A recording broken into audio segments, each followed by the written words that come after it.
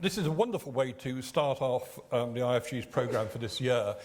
When I discovered that Linda Colley was doing this series of radio broadcasts encapsulated in this book, Acts of Union and Disunion, I immediately emailed her and said, right, when are you going to be in Britain and come to the Institute? Fortunately, I've known Linda for a long time. She immediately responded and said, well, look, I've got to get the programmes recorded first. That was the gist of what she said anyway. And then we'll fix a date. And the perfect date, because the programmes have just started this week. The book has been published. Copies are out there. It's absolutely, I mean, it's very compressed, but it's an absolutely fascinating discussion on one of the familiar themes in Linda's history, going back to Britain's, of what makes the UK as a nation, what holds it together, and also the forces that may be driving it apart, particularly at, obviously in the year that we have the Scottish referendum in mid-September, and the Institute will be having further events and looking at that, but also more particularly looking ahead to a possible EU referendum in what could be 3 years' time. I emphasise the possible on that. Anyway, what's happening is Linda, who has an extremely distinguished academic background, which I won't go into, all her books, I think, are readily available, and you can follow them. But in a sense, she's coming back to many of the central themes she's been writing about over a number of decades in this book and in the series of radio broadcasts. So Linda's going to talk for about 15, 20 minutes. I will enter a discussion with her. I will actually keep my contribution fairly tight, since I know there are a large number of people in this room who would want to raise questions, and we'll allow sufficient time for that in the event, and we'll aim to end promptly, as we do here at the Institute, at 2 o'clock. So, Linda.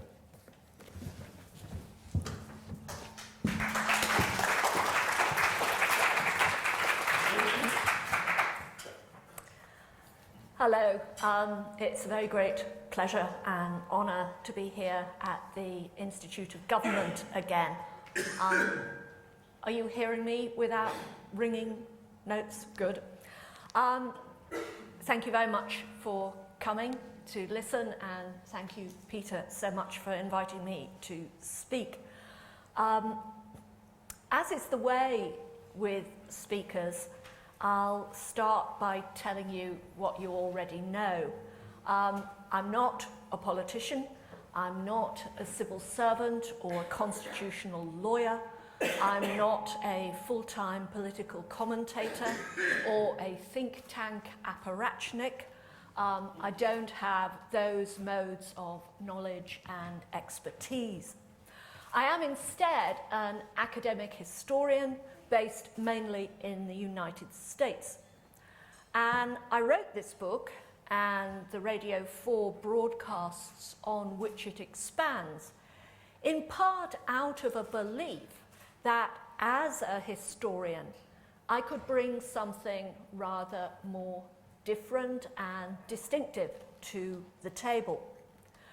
More importantly, I do believe that an appreciation of longer and deeper histories is needful if one wants to understand the current state of the UK as a whole and its various fault lines. And I think it is very important in this year of the Scottish referendum not to see this just as a local issue.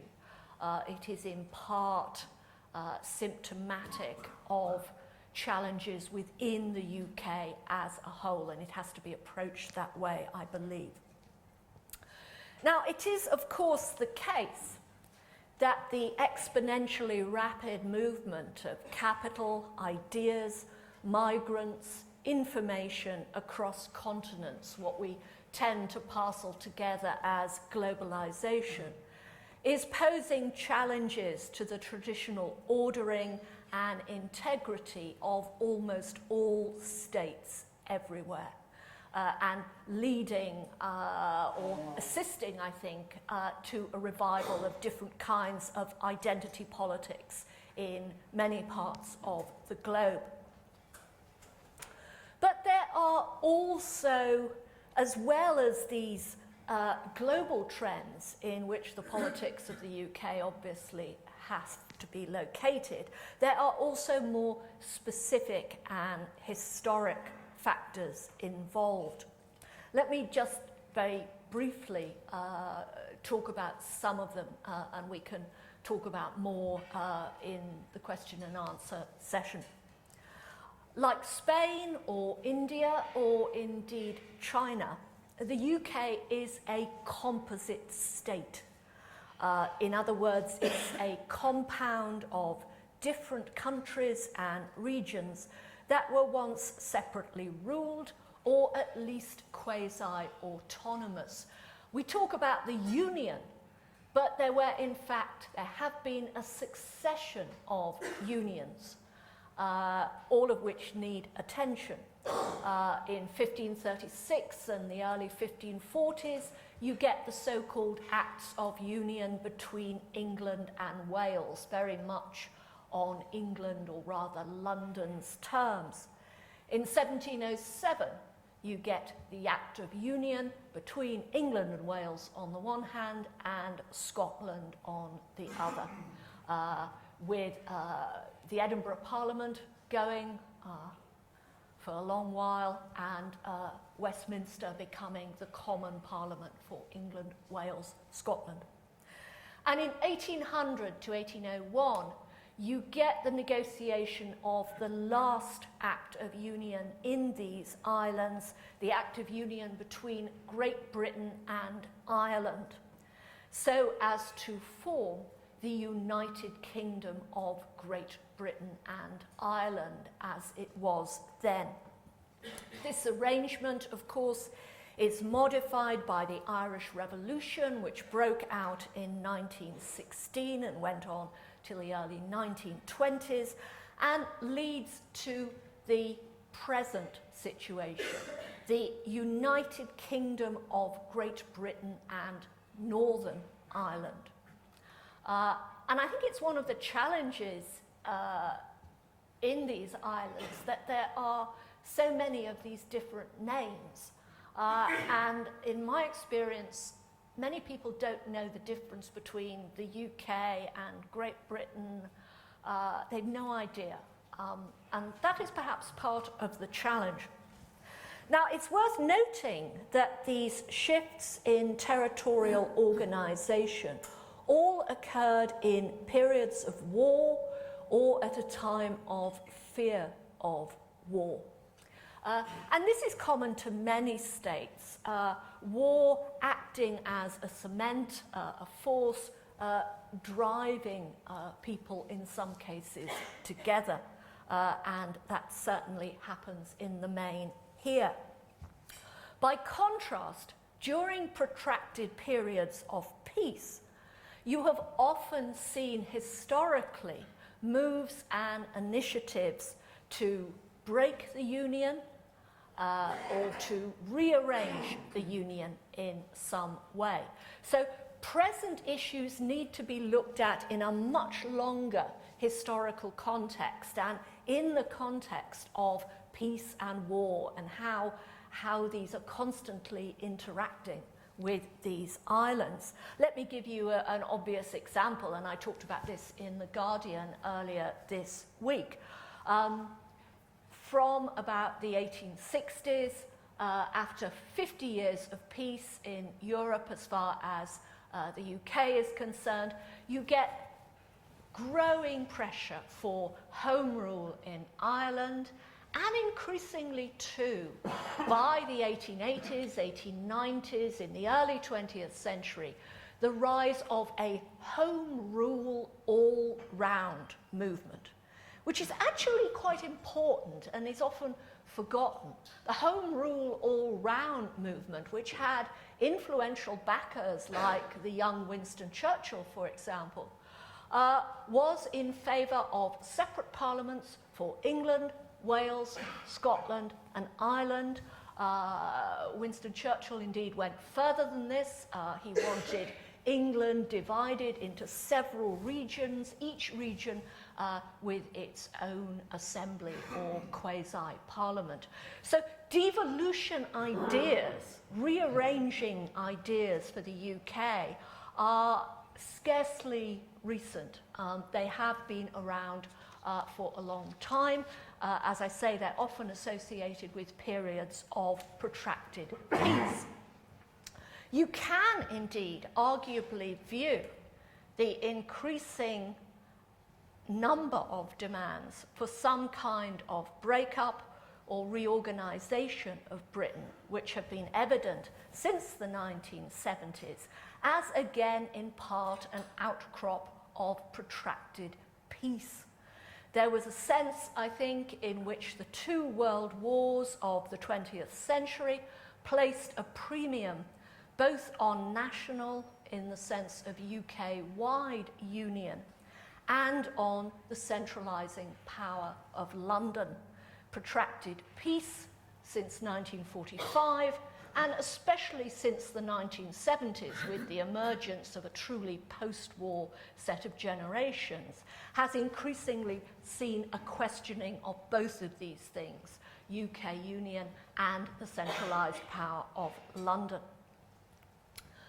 But in addition to that, the 20th century witnessed a decline in many of those once very powerful stories that helped people in these islands to imagine some kind of collective identity.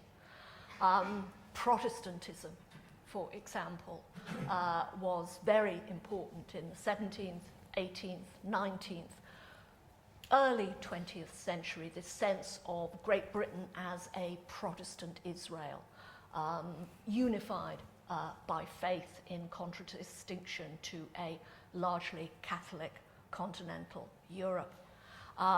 Protestantism is obviously still there, but a faded force.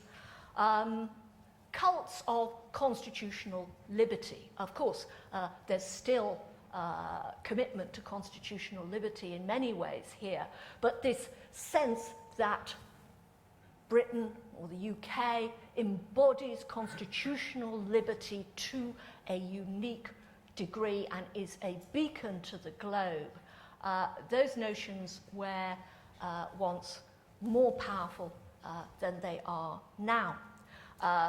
The cult of the sea and of British sea power has obviously receded.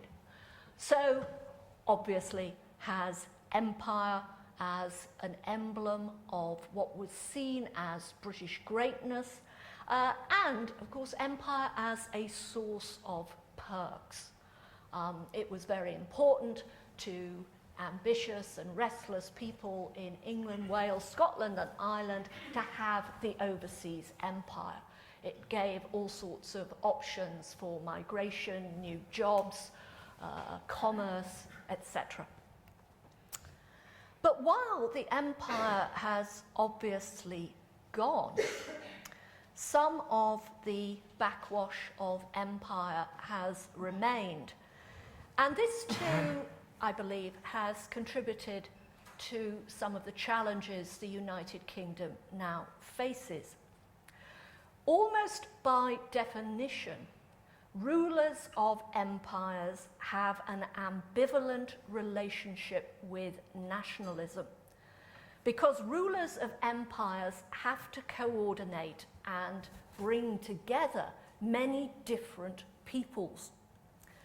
Presiding over the biggest empire ever, London governments in the past were often markedly laid back, detached, even negligent in regard to nationalist ideologies and initiatives. Basically, they had bigger fish to fry. They had a global empire. And while the empire has gone, a certain London over-casualness, sometimes tone-deafness on these issues, I think remains, and you can see this in various ways. Arguably, you can see it in the way that governments have allowed very proud, traditional British brands to be purchased by foreign companies. I mean, this is clearly partly economic liberalism and free trade, but I don't think it's just that. Cadbury's taken over. And this can be a problem. Political scientists have talked about the importance of what they call banal nationalism. These little features of life which help to give people a sense of the distinctiveness of where they live. And banal nationalism has been rather undercut here. Or I think of another interesting example, the way that Michael Portillo, a very clever man in 1995, suddenly decided that they needed to sell the great naval hall at Greenwich, which was no longer needed for Royal Navy purposes, and decided to post an advert for it in Country Life, just as if it was any other part of a building. You know, I can't really see many other states taking a iconic, patriotic building like this and just putting it up for sale. After all, Tesco could have bought it and might have done so had there not been an outcry from the Navy. Now, in some ways, you could argue this is very emancipated, very postmodern, not to worry about these issues. But it does sometimes result, I think, in a certain kind of emptiness and a certain kind of excessive unconcern with issues of identity. There has not been as much attention given, I think, to the idea of the union as there needs to be. What it is it for? Does it matter? And this has been noticed by various political scientists.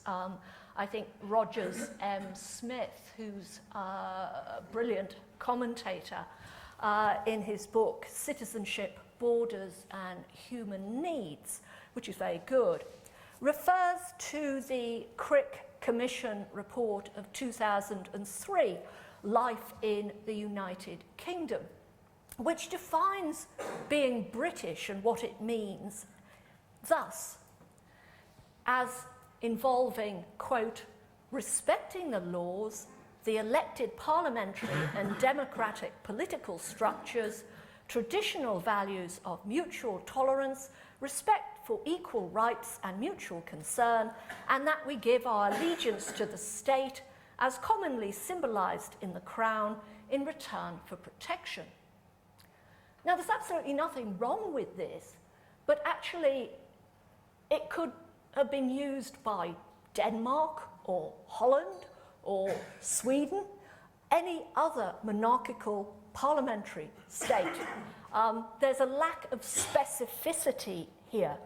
Roger Smith says, and you may not agree, but this is what he says, quote, the British state is caught in the paradox of universalism. It perceives the need to make immigrants and ethnic minorities, and indeed ordinary citizens, part of this and not of that society. But it cannot name and enforce any particulars that distinguish the here from the there, which I think is an interesting point of view. What I'm suggesting, in other words, and what I go on to develop under various headings in this book, Acts of Union, is that it is inappropriate, say, to view the current Scottish referendum merely as an ad hoc, purely localised phenomenon. I think it is one aspect of broader dilemmas and challenges in which the UK is involved. The UK, as I've said, is a composite state, not a nation state, but a state-nation, as some have termed it. To be effective, to work, I believe, state nations require, as I have written, to operate on at least two levels. Their leaders have to acknowledge and protect the partial autonomy and separate rights and cultures of the various countries and regions that are contained within the state nation. Simultaneously, they have to create and sustain and nurture a sense of belonging and allegiance with regard to the larger political community. In successful state nations, there has ideally to be a well thought out and commitment to the whole and a vision of what that is, as well as a recognition of and concession to the component parts. Arguably, it has been a growing failure since the Second World War to keep renovated this kind of two-level strategy, creative attention to the whole as well as to the parts that lies behind some of the United Kingdom's current dissensions.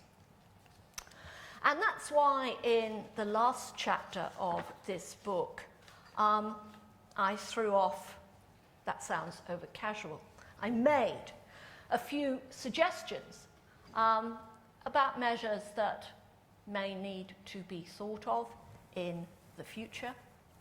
I suggested an English Parliament to get rid of the imbalance whereby Wales, Scotland and Northern Ireland have separate assemblies or parliaments, but England doesn't, something I think which causes a lot of unease. I suggested if you did that, it might be a good idea to think of situating this separate English Parliament in the north, so as to address the north-south divide in part, and I think the north-south divide is a growing problem. It's not just the divides between the different countries in the UK. The north-south divide is a historic and sharp divide. If you had that situation with 4 assemblies and Westminster just as, well, not just, but as the what the Home Rule all-round crowd called the Imperial Parliament, a body dealing with cross-border events, foreign policy, defence, climate control, but leaving a lot of the separate government and tax-raising powers to the local parliaments. Then you would need a more worked-out federal system, and such a federal state might well need, probably would need some kind of written constitution, however alarming that may sound. It used traditionally to be believed, at least in certain circles, that everyone knew what the UK was about and how it worked. This, of course, was a very selective vision. But now that this polity is so much more diverse, has such a bigger population, has so many more layers of government and alignments involved in it, I don't think it's appropriate even to risk believing that everybody knows how it works. There is an informational issue here. If the union is to survive, then you have to work on unionism and not just on making concessions to its component parts. Thank you.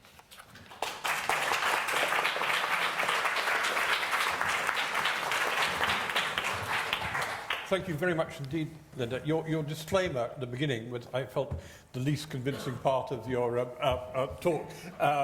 It did seem to leave rather, I'm glad to say, rather a lot which you could cover. Can I pursue you on a number of points? One, which actually one or two reviewers of the book have already pointed out, Europe. how do you see Europe in the definitions there, given that I'm not pretending that there weren't European involvements and attachments going over centuries and past, but since 73, the relationship is different, and how that affects your analysis?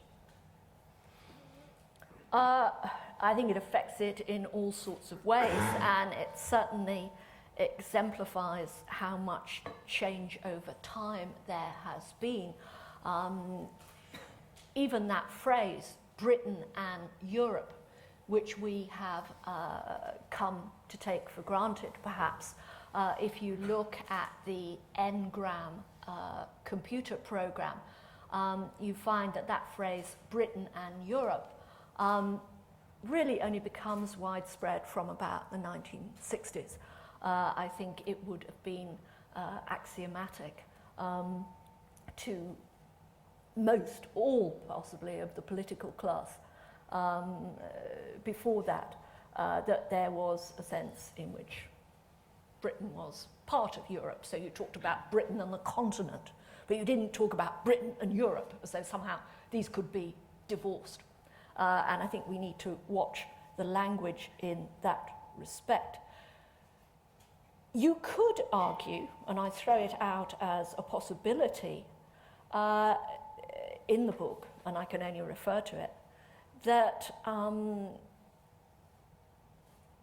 since the EU is there, this might be one argument for a written constitution, that having some kind of codified manifestation and protection of distinctive UK rights and modes of government would make people more confident in the face of Brussels. So that's one area in which it impinges. I think, too, in some ways, what is happening to the EU at the moment poses challenges not just to unionists in these islands, but to separatists.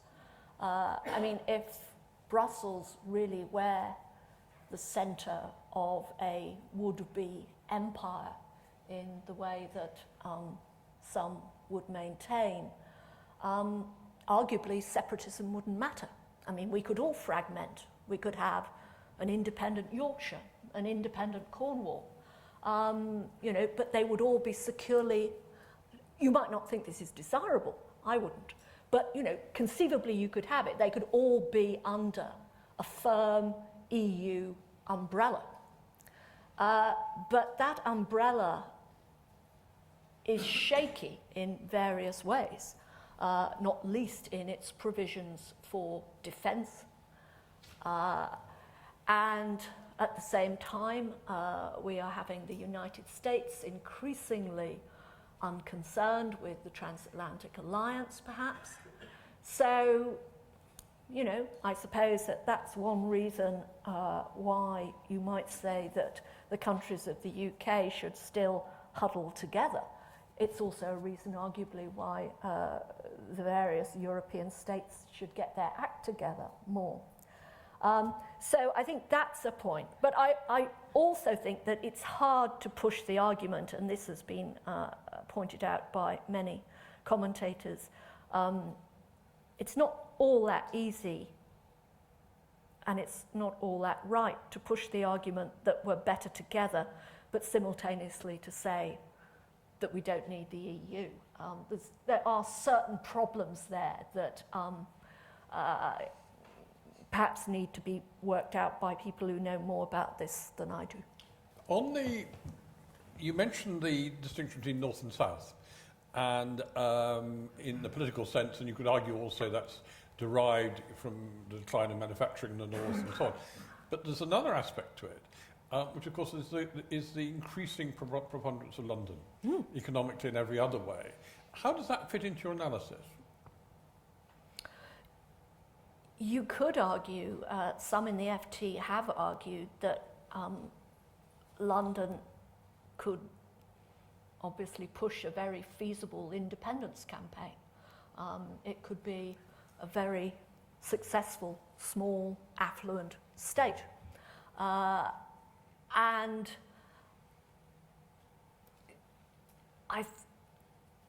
London, of course, has always been a challenge. William Cobbett, the great early 19th century radical, called it the Great Wen. You know, this pathological swelling on the face of the nation. You can see it as a tremendous asset, you can see it as a tremendous problem. But since Cobbett wrote, the proportion of the population, the proportion of national wealth and production concentrated in London has increased. And this is a real challenge.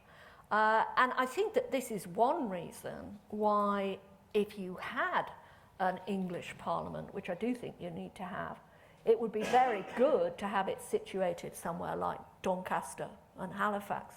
And indeed, I realise that this will produce squeals of laughter, but one must remember that in medieval times, English kings used to move between London and York because they realised that they had to pay attention to their northern borders and not just to the south.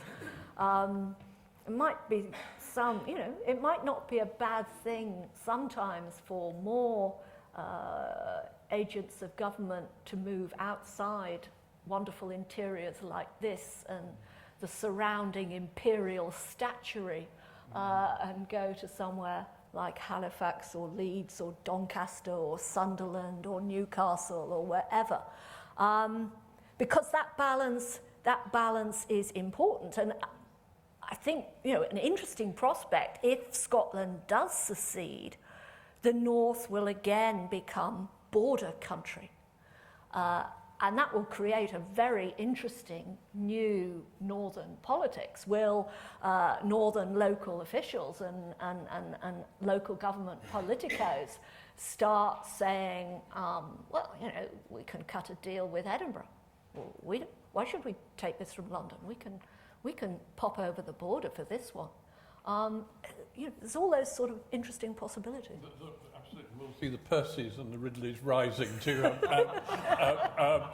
in Northumberland. I mean, there's already a touch of that in Ireland. I find when I go to Belfast, you'll hear quite often officials say, well, actually, we're talking to Dublin about this, not London. Because actually it makes much more sense. It's more proximate and so on. Now, on pursuing the English Parliament, the issue there, I mean, England is 85% of the UK. What would be left? I mean, you talked about what could be left of the Imperial Parliament, or whatever it would be called, foreign affairs, defence. Taxes would be split, and the problem on all these things is taxation. It's always fiscal. What would remain of taxation if you allowed much greater tax-paying powers to the regions and so on? It would be a curious relationship between the English Parliament. I mean, there aren't many cases where you've got such disproportion between a constituent part and the whole, but it working and sustaining when you've got 85% and then theoretically a legislature covering the 100%. I wouldn't in any way wish to minimise the challenges involved, though, of course, federal systems often contain different component parts of wildly different sizes. If you think of the difference between, say, Alaska and Texas on the one hand and Rhode Island on the other, massive disparity. So I think I would also want to say that with taxation powers, if there was an English Parliament, you'd need, and I know that Graham Allen's committee is doing work on this, you'd need to sort of reassess regional and local government.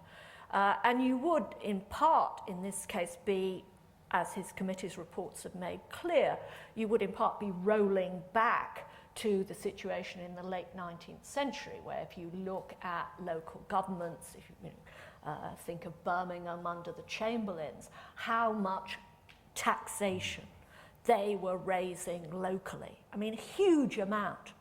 And it's really in the 20th century, partly, again, because of the wars, that has seen those fiscal powers move so sharply towards London. And also the welfare state, too. Yeah. Requiring centralising. The other, but going through your in the final chapter in the book and the final points you made, Linda, on moving on from English Parliament to federalism, we're in a quasi-federal structure now. I mean, I find whenever I go to Edinburgh, Cardiff, Belfast, you feel as if you're in somewhere different. I mean, leaving aside the legal, the political culture is different. Obviously, it is in Belfast for historic reasons, but even in Cardiff and Edinburgh, every time I go, it feels more different. Even though there are block grants from Westminster which finance it, but the politics is much more local, and there's a very interesting distinction between those elected to the two legislative bodies and the attention they get compared with those sent to as MPs to Westminster. And there's now the reversal of role, and the second-ranking ones to one elected to Westminster. But on that, I mean, the history of federations is a very mixed one. And again, how a federation, what would you have to define the relationship between the federation? You mentioned one aspect would be outward-looking, but also internally. What have worked successfully as federations created in this way? Because most federations which work successfully, the US, Australia, have been bottom-up. Well, you know, there's no perfect ideal model. And if I had one, then I would give it you. I was sort of interested to see one of my reviewers saying, well, Professor Colley suggests that a written constitution would be useful, but she doesn't give one. Well, sorry, no. You know, that's would that I could. I think these things have to be worked out. They are challenging. And you know, it may turn out that attempts to maintain any kind of union, even a federal union, won't work, and we go our separate ways. But even were that to happen, because these are, in global terms, small countries situated next to each other, there would have to be, I suspect, some kind of medium for common discussion and decision-making, apart and in addition to that supplied by the EU. So I suspect that, you know, there's going to have to be difficult decisions. There's going to have to be compromise and adjustment and innovation. And as I tried to suggest, there always has been. People talk about the organic growth of Britain. Well, actually, it isn't just organic growth. There have been some sharp political disjunctures and creative steps to change the way this state has evolved at intervals. The Acts of Union, in some ways, are mini paper constitutions, not, of course, voted for from below, imposed from above, but they are certainly disjunctures that have taken codified form. So I suspect there will have to be more of those. Now, on written constitutions, the third part of the developments you discuss in the final chapter, and you're separately doing a major work on the sense of the British export of constitutional thinking. That, you know, the point you made, I've heard you made it before, and you made it here, is that the great writers of written constitutions are actually British lawyers and civil servants who've done it to, I can't remember how many states it is, but it's an enormous number that, you know, we're experts on it, actually. I remember at the end of the Gordon Brown era, and as you well know, because you were involved in much of the discussion, Linda, when he was it was British values and so on. But he also, there was a flotation of what might develop, and Michael Wills was leading this, of a written constitution. I remember, I think it was in February 2010, when you felt that already the water was seeping in below the decks. He had a seminar in the dining room on a written constitution, and it was kind of a weird affair because there was actually a bill before Parliament at the time, the Cragg Act, very little of which was finally implemented, but important parts were on the civil service, which is very close to us here, but also there are other elements to it. But anyway, there's this very elevated discussion on a written constitution, which was weird in itself to have it at that stage. But what also came across was that there was fundamental disagreements about the components of it. I mean, to put, you might say, a minor point, well, it isn't a minor, but to several people in this room and elsewhere, the powers of the second chamber. Relations with Europe already discussed. The relations with the judiciary, fundamental and something we're going to be addressing in this institute over the coming year, the relation between the judiciary, the executive and the legislature. No agreement on that, no agreement on the federal structure. So on some really fundamental points, there was no agreement. Now, you could say there wasn't much agreement in Philadelphia in 1787, but they were at the beginning. But it struck me, in order to get to a stage, and this is why I slightly disagree with someone like Graham Allen, of discussing constitution, you've got to have a bit more agreement on some of the building blocks. Or at least you've got to have an agreement that there's a black hole there which you've got to address. And, you know, perhaps we are going to approach that situation. If Scotland secedes, Alex Salmond has said that Scots will have a new written constitution. Is then what remains of the UK going to be told, well, they up north are going to have a written constitution, but you know, we don't need it. There's going to have to be quite a lot of constitutional rethinking if the remainder of the UK has to be reconfigured into a separate state. So it may be, I mean, you know, one of the cliches that is often bandied about, and I don't mean this that it's necessarily wrong, is that the reason that the British haven't had a written constitution is because there hasn't been a major revolution since the 17th century. Well, perhaps Scotland seceding will be the revolution that really does precipitate serious constitutional change. I don't know. In addition to the challenges you mentioned, I think a further challenge is that in the 1780s, when these very clever men met in Philadelphia, it was still, even in the new United States, a very deferential society. And people were quite prepared to have members of the elite meet and decide what the new constitution should be. One of the challenges that states making or remaking written constitutions face now is how to involve the people, how to get people and to give them a sense of contributing to the final text. And this can be sorted out. Iceland organised representatives from different groups within this small polity.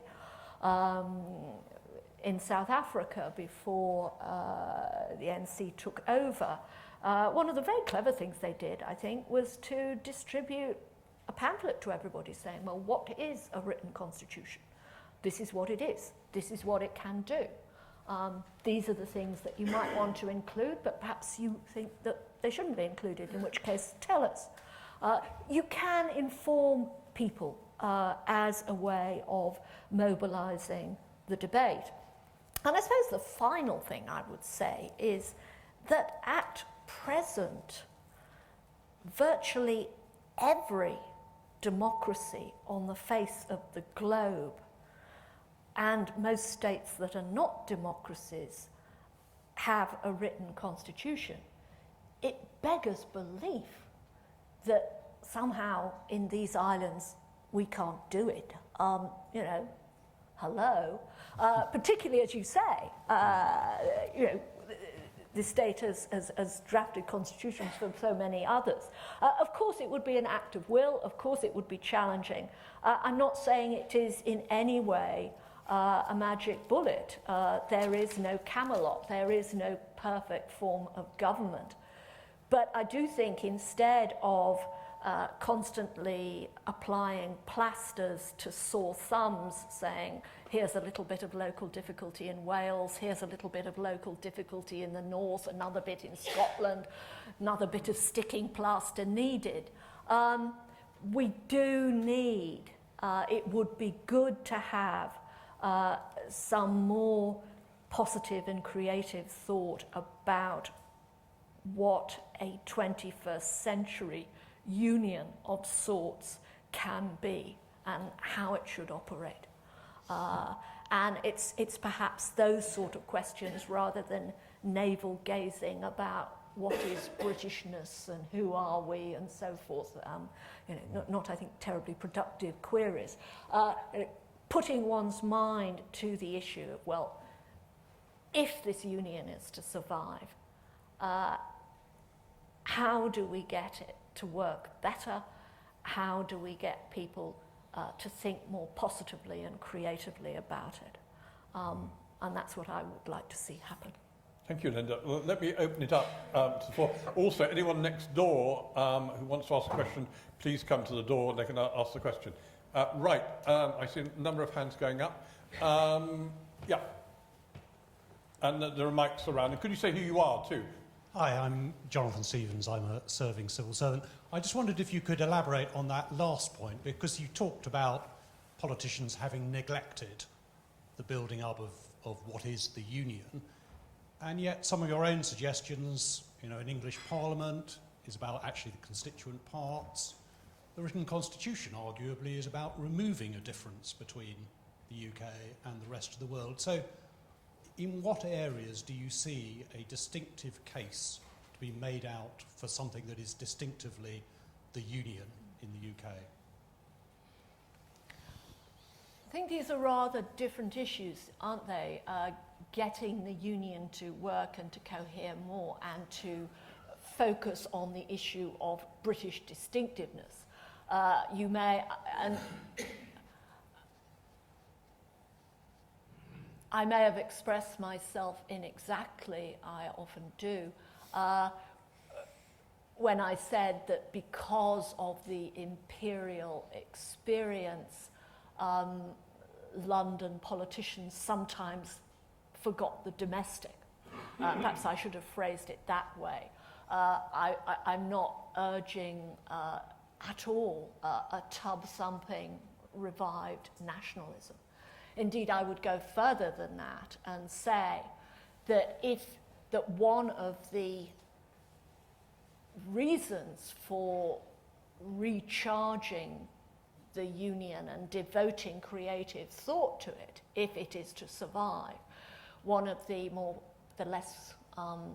reasons that I haven't mentioned is that if you don't do that, you may get what there are already signs of us having now, that sort of, without being able to feel positive and assured and confident of who they are and how their state works and what it means, that people will fall into the old game of just disliking the other. We don't like immigrants, we don't like the French, the United Nations stinks, they're all horrible. So that because you haven't got any useful sense and workable sense of who you are, you try and define yourself desperately by reference to what you are not. And that can lead to negative and unfortunate trends, which I think we need to watch out for. Thank you. So just behind. Thank you. Alan Ware, I'm a retired academic attached to UCL. Given that I want to follow up on that last point. Given that the argument that you introduced in Britain's, as I took it, was that British identity was drawn on what one might call negative factors, that Britons weren't French, they weren't Catholic, and so on. Isn't the problem with moving in the direction of unionism that you end up with UKIP? That to create unionism, you've got to create a sense of what the union is about that is essentially against something. And the obvious thing for it to be against is, of course, Europe, so that you do end up with perhaps a world that is not the one that you would wish to see developed? Well, you could. I would not wish to argue in Britain or anywhere else that it was purely negative. I don't think it was. I mean, clearly the stimulus of successive wars with France, as I wrote there, is an important forging ground for British identity in the long 18th century. But I think there were positive aspects of that too, not least a cult of liberty, which was often self-serving and self-deceiving, and could legitimize empire and aggression, but was profoundly felt. Talking more about constitutional liberties and constitutional rights, perhaps in a written constitution, would give you a more positive vein, which I absolutely agree is important. We all know these are very volatile issues, but all states have to handle them, and I don't see why it can't happen here. The mic's coming. Yep. Sorry. Alan Howarth, member of the House of Lords. You proposed a correlation or an association between periods of protracted peace and movements to fragment the Union. The emergence of devolution as a major issue on the political agenda and the rise of the SNP more or less coincided with the Cold War against Iceland. Now, you might say that wasn't a proper war, but we didn't win it, and it was quite important to Scottish fishermen. But I want to suggest that there are quite a lot of other factors that might have accounted for the rise of Scottish nationalism at that time. There was the discovery of North Sea Oil. Oh, yes. As Peter has reminded us, there was accession to the European communities, and those two factors together suggested to the Scots that there was a viable possibility of detachment from the Union. I would suggest also that after however many decades of the universal franchise and the development of public education, there had been a political maturing to the point at which people in Scotland, as elsewhere, had a greater desire to be allowed to have more self-government. And there was the weakening of class and the decline of deference. Important, I think, in terms of the problems of the Conservative Party in Scotland. And that then gets compounded with the centralisation of power in the south and in London in particular, corporate power, hardly any major UK companies headquartered anymore outside London, a few significant financial services companies in Edinburgh, but not much else. And there's not only this over-centralisation of economic power, but of political power, the dereliction of local government, the overweening character of Whitehall and Westminster as perceived from points north. Again, that might have mattered less if government hadn't had this propensity to screw up. And we got an awful lot of bad government. We got boom and bust and all that. And we got the chapter of disasters that has just been so joyously chronicled by Tony King and Ivor Crewe. And Margaret Hodge and Public Accounts Committee and the media remind us every day that we're not well governed. And so people get a bit fed up with that. So I would suggest that the scale of government, the quality of government, the failure of central government to exercise a reasonable forbearance has quite a lot to do with the rise of nationalism and the desire in the north of England as well that they should be allowed to order their own lives to a rather greater extent. And if that was the case, you'd probably have less desire for secession and you wouldn't have any interest in a written constitution. I certainly agree with your point that many factors have fed into the rise of the SNP and the independence campaign, and I did not mean and I do not suggest that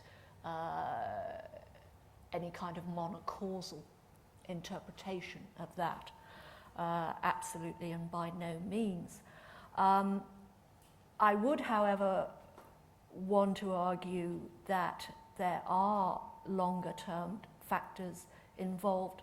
I do think the decline of heavy industry and the various abrupt economic shifts that's caused in the Scottish Lowlands, as well as in the north of England and the Midlands, unemployment, decline of trade unionism. You know, movements like trade unionism, whatever you think of them, linked the different parts of the UK. And so, of course, did the nationalised industries. Whatever you think of nationalised industries, they did link, again, the different parts of the UK.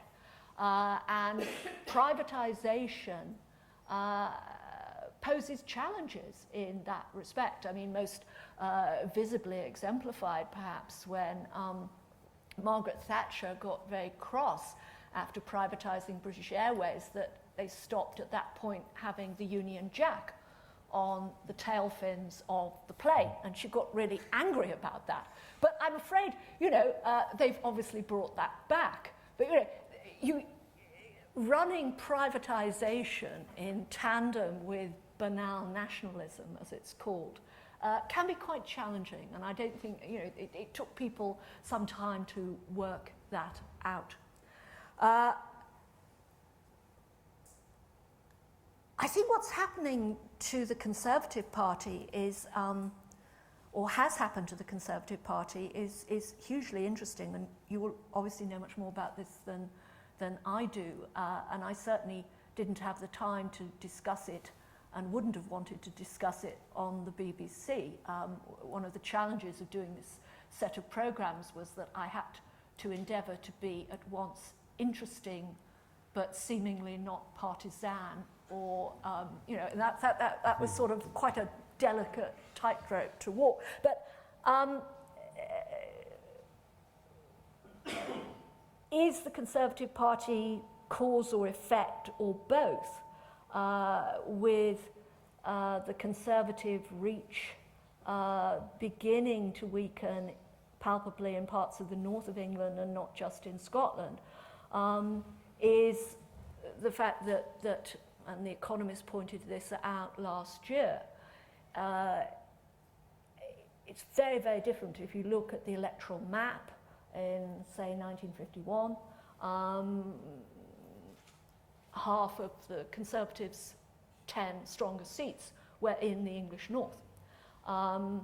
So is it that the Conservatives are mirroring this growing north-south divide, or are they also helping to accentuate it?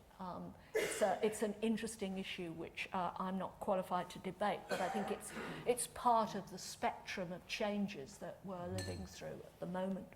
Christina. Sorry, the mic coming over to you. Okay. Thank you very much. I'm very interested in this, and thank you for a stimulating talk. I'm Christina Dykes. I'm an associate of the IFG.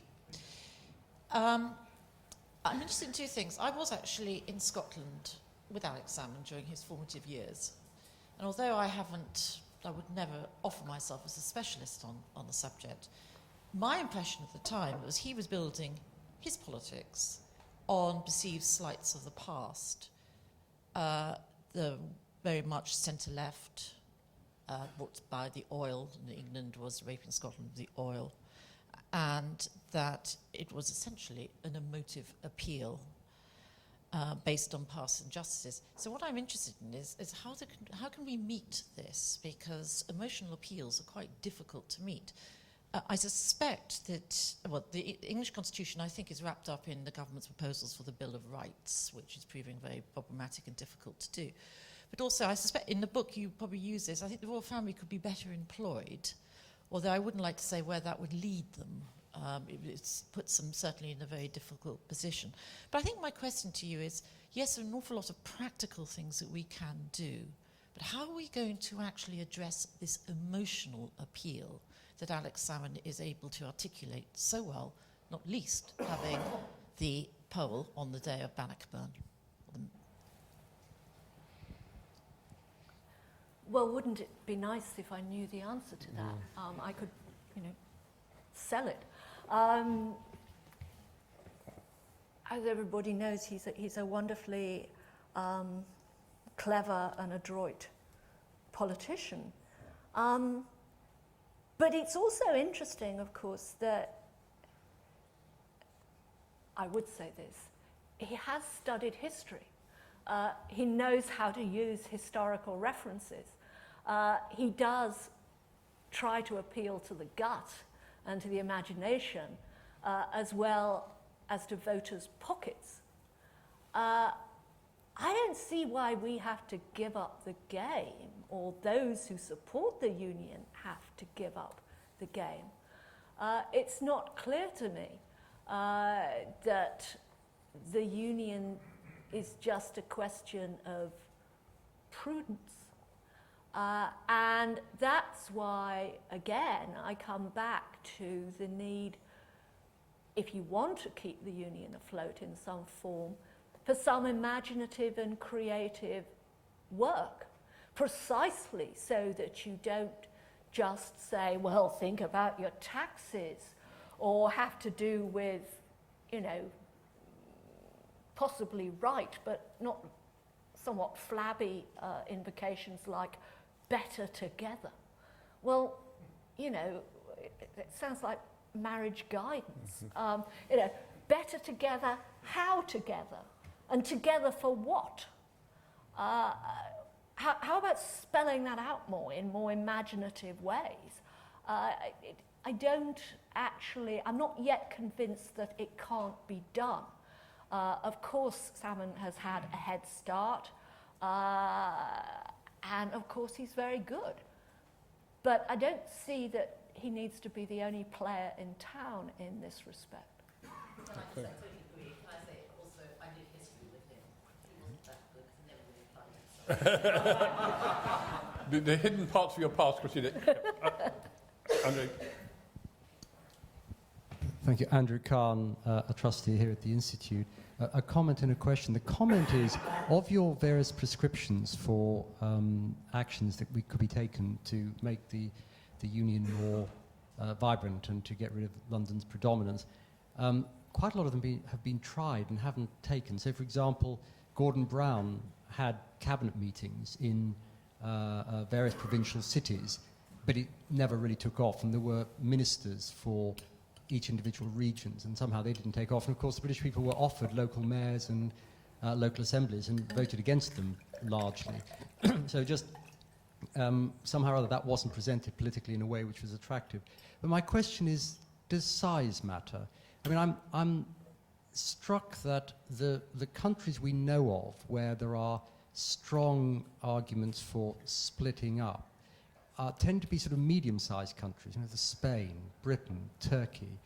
The really big countries, although they of course do have groups that are unhappy and very unhappy, as in China. In other words, if you look at China or India or Brazil or America, you don't seem to have the same pressure for dividing this particular, that particular unit up. So I wonder, first of all, is there something, if you look globally, about a size? And secondly, most of the academic research into where you find really well-governed states shows that you find it with relatively small countries.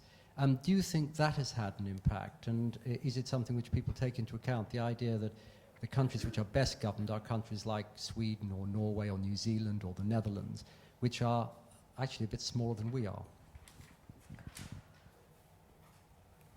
Well, I mean, some of those places are smaller in population. I mean, geographically they might be, quite large. But certainly this connection between smallness and good government or cogent government is one that's been around for a long time. I mean, Montesquieu was making those arguments in the 18th century, and they may or may not be true, and it was one of the problems for the American founders. They weren't convinced.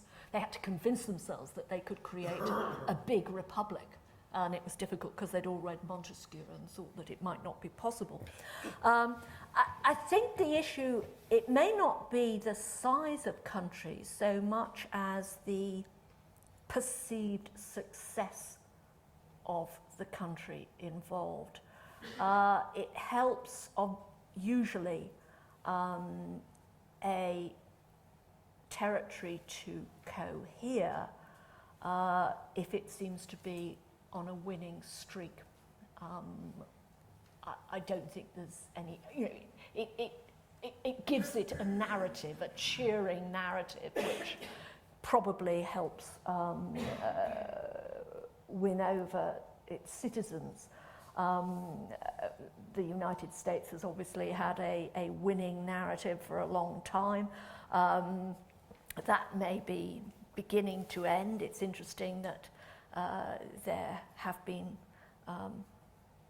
growing discussion of places like Texas breaking away because the United States no longer seems to rule the globe so triumphantly as it once did in some eyes. And there's nothing to be done about that. Britain can't rule the waves again, so that rule Britannia impetus has gone. We've had our moment in the sun, if you want to put it that way. So yeah, there are other factors, there are other challenges, and as I said at the beginning, albeit in a very compressed way, other European states are experiencing things like north-south divides, think of Italy, and all of Europe, and in this, as in so many other respects, we are in fact very European. All of Europe has an inbuilt problem that it has more old nations and national groups than it has states. And in many parts of Europe, like Spain, to a degree like France, there are these traditional national or would-be national groups that want their own state. And this is something that all Europe, I think, has to cope with. And to that extent, we have challenges that are not unique to us. Lady there. Hello, Lily Evans, Devil's Advocate. I'm not associated with the institute here. I wanted to ask you two things. One, I grew up in what used to be then Yugoslavia. And I've lived here through the period when that was splitting up. And I have to say, I have absolutely nothing in common with what that place has become. It's become an accident of birth for me, which I find very sad. And I find that 80% of my colleagues from the university are elsewhere in the world. And I very much fear for Britain if that happens. So for me, who haven't gone up through the history of the country here, can you explain what is the difference between the UK and the Great Britain? Yes, I should say that you came originally from the outside, but as I said in passing, many people who've been born in the UK have no idea of the difference between Britain and the UK. I found that when I was organising an exhibition in the British Library some years ago on the Constitution, and all the curators I was working with had gone through university, and I said, well, it is important we include evidence from all parts of the UK, and that's not the same as Britain. And I was suddenly made aware of the blank looks around the table. And these were university-educated people. Great Britain is England, Wales, Scotland. The United Kingdom is England is Great Britain, in other words, those three countries, plus now Northern Ireland. And that's been since 1922. Before 1922, it was just the United Kingdom of Great Britain and Ireland, all of Ireland, not just Northern Ireland. But in 1922, after the Irish Revolution, the Republic of Ireland, or the Irish Free State as it was, clearly seceded and broke away and became a separate state with a written constitution. So can I ask, where does the Isle of Man come? again, you know, and I talk about this a bit in the book. It's sort of, you know, one of the things that makes a historian, and I'm sure many other people, cringe is these coy references to the island kingdom or this island. We are part of about 6,000 islands, many of them very, very tiny, like the Isle of Man, which was once a feudal possession and came under the British Crown in 1765, but still has its own parliament and was indeed the first place in these islands to give women the vote. So, Right, amongst the many new things I've learned. Gentleman there. Thank you. John Newham, teacher of history and politics. And I'd like to come back to the English Parliament idea because there just hasn't been a level of pressure for that in England as there has been in Scotland and Wales. But I can't help feel what with the Scottish referendum that might create more pressure. But my frank question is this. Is an English Parliament, however ambiguous it may be at the moment, the answer to the West Lothian question? in what sense? Ever since Tangiel put forward the idea, we never really quite managed to square the circle as to whether, for example, Scottish members of Parliament, now there is devolution, should have a say on specifically English matters. Yeah. I think this is just my judgment, and I stress I'm not a politician.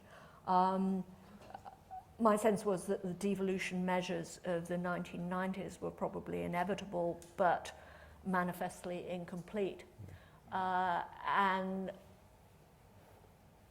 the danger is that they almost created a sense that Wales and Scotland and Northern Ireland were sort of provinces, that needed a bandage, but that England, was the sort of big sister that didn't get to go to the ball. And that has, I think, caused a sense of grievance in England, and that's part of what is feeding UKIP. And you also run the risk that Westminster will seem by default a purely English parliament, because England doesn't have its own assembly or parliamentary group, all of which is unfortunate. And I do think that one group which researched, I think perhaps it was the IPPR, I don't know, but researched Englishness and produced some reports on it recently, found that those people who seemed most strongly Eurosceptic and were most likely also to define themselves as UKIP supporters were residents of England, or residents of England who were consulted, who explicitly called themselves English, not British. That residents of England who were prepared to see themselves as British were much less het up about these issues. But I think English nationalism is important. There's no reason why Englishness shouldn't be as catered to as Scottishness, Welshness, and the different species of Irishness. And somehow trying to brush it under the carpet is wrong and silly. Can I conclude on it's very interesting that with the studies you referred to, which were done at Edinburgh, Cardiff University, and as you say, IPPR, also looked, UKIP doesn't exist north of the border. Indeed, Nigel Farage had a rather rough ride when he went there. But in Wales, there is a UKIP MEP who has threatened to resign. He may already have resigned over UKIP playing the English card in England, because he is a strong unionist, and therefore objects to Farage and the English UKIP playing the English card, because for him that is betrayal, because he essentially wants to be a unionist, leading into a number of contortions of position on that, underlining that. Well, Linda, thank you very much indeed. I mean, it's been an absolute pleasure having you here. I also said at the beginning, this is part of our Big Thinkers series, which Hewlett-Packard are sponsoring. We've had a number of speakers in this. But it also interlinks with many of our other themes at the Institute, and ones which we'll return to, because a number of the things you've raised and discussed, we will be coming back to during the course of the year. We've got a project which is developing during the course of the year, looking at the structure of the UK, whatever happens on September the 18th. I mean, how is it governed internally? And there are a couple of other people in this room who are doing parallel work on that. So it very much chimes in with a lot of our own thinking. The other thing I'd say is that whilst you've been consistent in debating these issues really since Britain's, and you produced that 20 years ago, more, when you referred to what happened, I think, in the devolution legislation in 1997-98, was, of course, then it was very much tick box, because that was Tony Blair's view of it. You know, done Scotland, done Wales, done London, done Northern Ireland with a Good Friday Agreement. But the wider debate has only emerged more recently, to which you've contributed to. So could I, on behalf of everyone here, thank you enormously for your initial talk and your candour in asking questions. It's been a delight to have you back to the Institute. Thank you.